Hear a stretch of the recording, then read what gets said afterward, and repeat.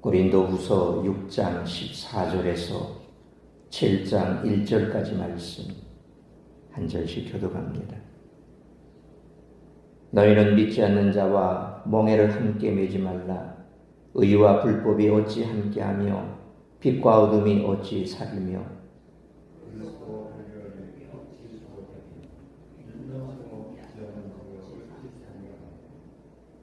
하나님의 성전과 우상이 어찌 일치가 되리요.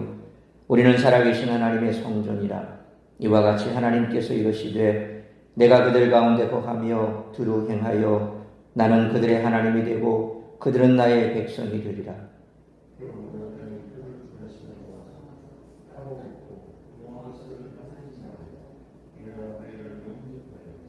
너희에게 아버지가 되고 너희는 내게 자녀가 되리라. 전능하신 주의 말씀이니라 하셨느니라.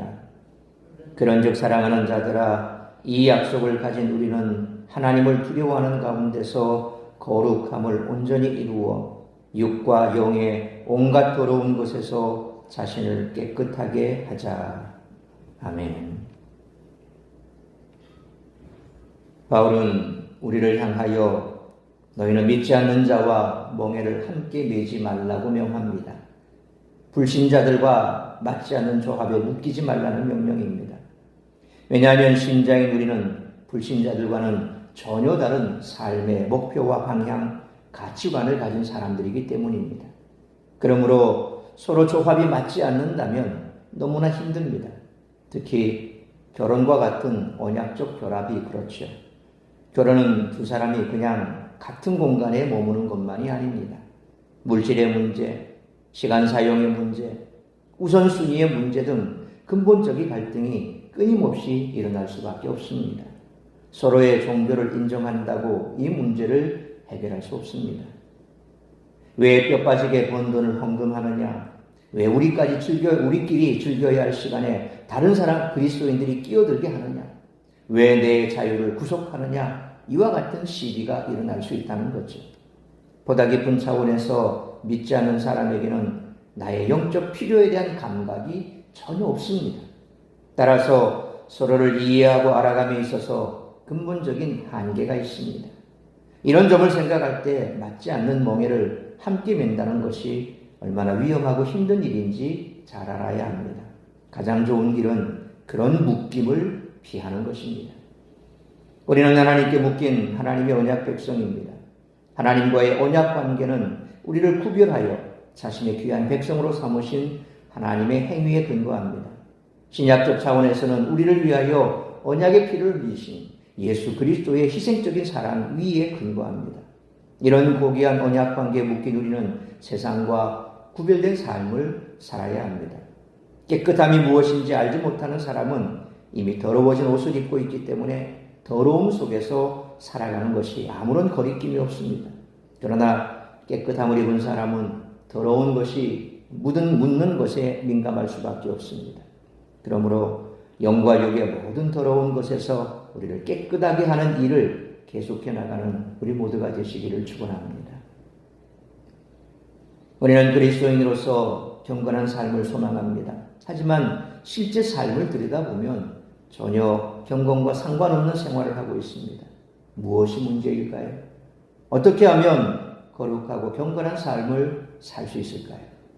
바울이 제시하는 그 원리에 대한 오늘 본문의 말씀을 통해 우리들이 깨달아야 할 것은 첫째로 14절 말씀처럼 거룩한 삶은 세상적 가치관을 분별한다는 것입니다. 고린도 교회는 우상 숭배가 가득한 지역에 위치해 있었습니다. 교인들 중 어떤 이들은 여전히 우상 숭배와 관련되어 있었던 것 같습니다. 바울은 14절 말씀처럼 믿는 자들이 우상 숭배자들에게 어떠한 영향을 받을 것을 경계합니다. 멍에를 함께 매지 말라라고 번역된 헬라어 헤테로지게오라고는 하는 말은 서로 맞지 않는 짝과 같이 멍에를 매다라는 그런 뜻이 됩니다. 신약의 다른 곳에서는 이 표현이 나타나지 않습니다. 우리가 잘 아는 구약에서는 소와 나귀를 결의하여 갈지 말라라는 규례가 신명기 22장 10절에 나타나고 있죠. 소와 나귀는 같이 묶어서 밭을 갈 때 이 소, 나귀 둘을 같이 묶어서 밭을 갈지 않는다는 거죠. 너무나 다른 짐승이기 때문에 이 살아가는 방식이 다르고 그래서 일을 시킬 수가 없는 거죠. 그래서 신명기에서도 소와 나귀를 교리하여 갈지 말라라고 얘기합니다.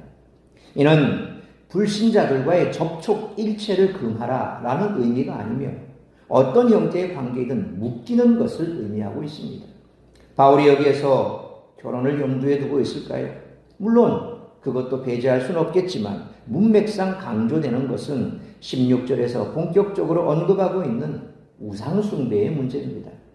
고린도전서 10장 20절에서 바울은 우상숭배와 관련해 나는 너희가 귀신과 교제하는 자가 되기를 원하지 아니하노라 그렇게 말합니다. 불신자들과의 묶임은 귀신과의 교제에 참여하는 것으로 발전될 수 있죠. 그래서 서두에서 제가 결혼과 관계에 대해서 말씀을 드렸습니다만 굳이 꼭 이 문제가 결혼에 관한 문제다라고 그렇게 못 박는 이유가 없고 문맥상을 보면 그것보다는 더 근본적인 것은 우상숭배와 관계된 것입니다. 그래서 바로 불신의 결혼 생활을 하고 있는 분들이 명절만 되면 항상 고민하는 게 그거지 않습니까? 재산 문제, 또 집안에 여러 가지 지내야 될 많은 제사들. 그러니까 적어도 예수를 믿어 구원받은 하나님의 자녀라고 한다면 이처럼 불신 집안에 들어가면 이건 1대1의 문제가 아닌 게겠죠. 그러니까 사랑하는 남자, 사랑하는 여자 그 둘만의 문제가 아니라는 겁니다. 묶여지는 공동체가 있습니다. 바로 가족이고 가정이고 집안이라고 하는 그런 공동체에 묶여지게 됩니다. 거기에 묶여지게 되면 헤어나오기가 힘들죠. 그래서 제사의 문제라든지 아니면 또 기독교적인 과정에서 자라난 그 자녀와 완전히 다른 우상숭배 집안에서 자라난 자녀는 결국 사고방식 자체가 다르다는 겁니다. 그래서 제가 서두에서 말씀드린 것처럼 여러 가지 가치관적인 문제들이 자꾸 부딪히게 됩니다.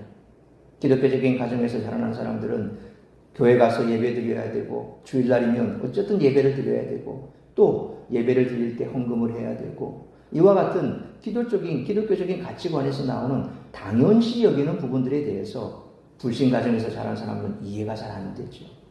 그리고 어떤 문제가 있을 때 기도를 해야 되는데 뭐 기도한다고 되냐라는 식으로 그러니까 우리가 당연시하게 해야 되는 그런 이 문제에 대해서 반론을 제기할 수가 있다는 겁니다.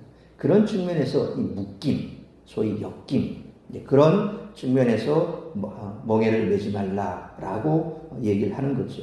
그러니까 이 불신자들과 결혼의 문제도 사실 이런 부분에 있어서 상당히 중요하기 때문에 고려를 해야 된다라고 하는 측면이 있고 오늘 본문에 있어서는 그것보다도 더 근본적으로 우상숭배 문제와 관계되기 때문에 그래서 멍에를 함께 매지 말라라고 그렇게 얘기하는 겁니다.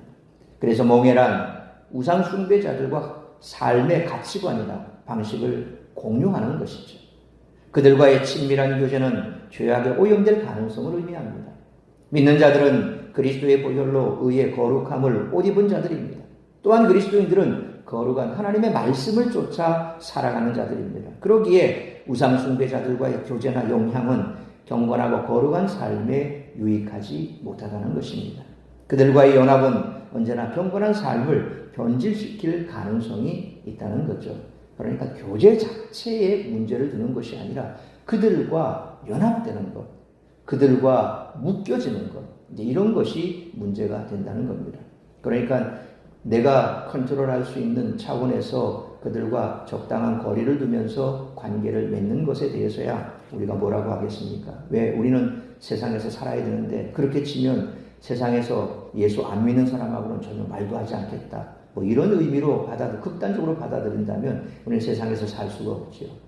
그러니까 그런 부분에 있어서는 우리가 오늘 이 본문의 말씀을 멍에를 함께 매지 말라 하는 이 말씀을 너무 극단적으로 받아들일 이유는 없습니다. 그러나 더 친밀하게 그들 속에 들어가서 그들과 관계를 맺고 그들과 함께 삶의 가치관을 논의하고 또 그들과 함께 뭔가 계획하고 뭐 이렇게 하는 부분에 있어서는 우리가 좋은 영향력을 받지 않기 때문에 조심해야 된다라는 거죠.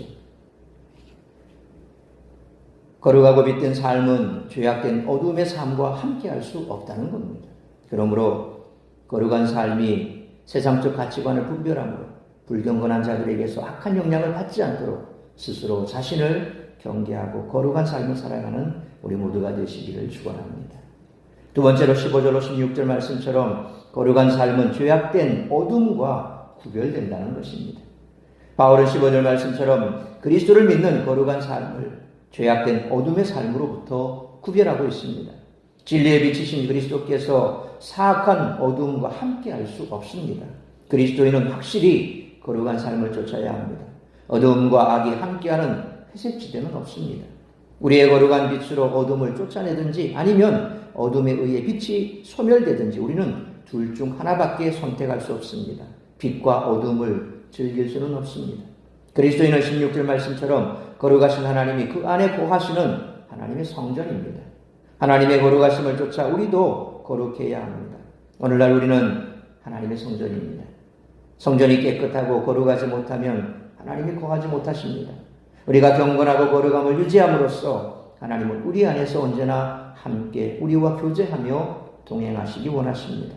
하나님은 우리를 당신의 성전으로 삼으시고 당신의 백성으로 인정하십니다. 그러므로 거룩한 삶은 죄악된 어둠과 구별되므로 성결된 삶을 통해 하나님의 백성답게 살아가는 우리 모두가 되시기를 축원합니다. 세 번째로 16장 17절로 6장 17절로 7장 1절 말씀처럼 거룩한 삶에는 거룩한 싸움이 존재한다는 것입니다. 그리스도인으로 산다는 것은 거룩한 삶을 의미합니다. 바울은 17절 말씀처럼 그리스도인의 거룩한 삶을 오염시키는 것으로부터 단절할 것을 촉구합니다. 거룩한 삶을 위해서 때로는 강력한 결단이 필요합니다. 요셉은 보디발 하나의 유혹을 받자 아예 그 자리에서 옷까지 벗어가며 도망쳤습니다. 결단해야 할 것을 결단하지 못하고 끊어야 할 것을 끊지 못하면 하나님이 기뻐하시는 거룩한 삶을 살아갈 수가 없습니다. 하나님은 죄악에서 구별되라고 말씀하십니다. 우리가 거룩을 훼손하는 부정한 것들을 멀리할 때 하나님은 우리의 인격과 예배를 온전히 받아주십니다. 하나님의 참된 자녀는 입술로만 주님을 부르는 자가 아닙니다. 그들은 음란하고 악한 세상에서 자신을 지키는 거룩한 싸움을 하는 자들입니다. 7장 1절 말씀처럼 영생의 약속을 가진 믿음의 사람들은 마땅히 자신을 지켜 하나님의 온전하신 거룩함을 쫓는 삶을 사모해야 합니다. 그러므로 거룩한 삶에는 거룩한 싸움이 존재하므로 음란하고 악한 세상에서 자신을 지키는 거룩한 싸움을 계속해 수행해 나가는 우리 모두가 되시기를 축원합니다. 사랑하는 성도 여러분, 바울은 우리에게 거룩한 삶이 거저 주어지는 것이 아님을 가르칩니다. 악한 것들과 결별하지 못할 때 우리는 거룩한 삶을 살 수가 없습니다. 그러므로 거룩한 삶을 위해 날마다 우리의 경건을 오염시키고 변절시키는 세속적 욕망들과 유혹들에 맞서 치열한 영적 싸움을 싸우기 위해 날마다 말씀과 기도 가운데 깨어 성령 충만을 구하는 우리 모두가 되시기를 축원합니다. 기도하겠습니다. 살아계신 아버지 하나님, 은혜와 사랑을 감사합니다. 오늘도 이 새벽을 깨워 말씀으로 예배로 이 하루를 시작하게 하시니 감사합니다. 우리가 이 땅을 살아가면서 수많은 관계를 맺어갑니다. 그런데 그 관계 속에서 우리가 가장 조심해야 될 것은 바로 어둠과 빛이 함께 공존할 수 없고 그리스도와 벨리알이 함께 할 수 없다고 말씀한 것처럼 우리의 관계 속에서 우리의 거룩한 삶에 영향을 미치는 것들에 관하여 우리가 조심하고 경계해야 될 필요성을 항상 인식해야 할 것입니다. 나도 모르는 사이에 세상의 관계 속에서 유익을 쫓다 보면, 나의 이익을 쫓다 보면 결국 그 관계가 오히려 우리의 경건한 삶을 무너뜨리는 그런 일도 발생할 수 있습니다. 그러므로 항상 우리가 믿지 않는 자들과 관계에 있어서 우리의 정체성을 잃어버리지 않는 범위 내에서 우리는 항상 말씀의 본질을 벗어나지 않도록 애쓰고 힘써야 할 것입니다. 세상은 영적 전투의 현장입니다. 전투 현장 속에서 조금이라도 우리가 방심하면 결국 우리는 온수마귀 사탄에게 우리의 삶의 근본적인 여러 가지 많은 일들로 인하여 무너지게 될 것입니다. 그러므로 오늘 이 말씀 가슴에 새기면서 다시 한번 우리의 삶이 세상의 삶과 구별된 거룩한 삶을 유지해 나가고 이어나갈 수 있도록 늘 말씀과 기도 가운데 깨어 성령 충만하여 영적 전투에서 날마다 승리하는 우리 모든 성도들 되게 하여 주옵소서.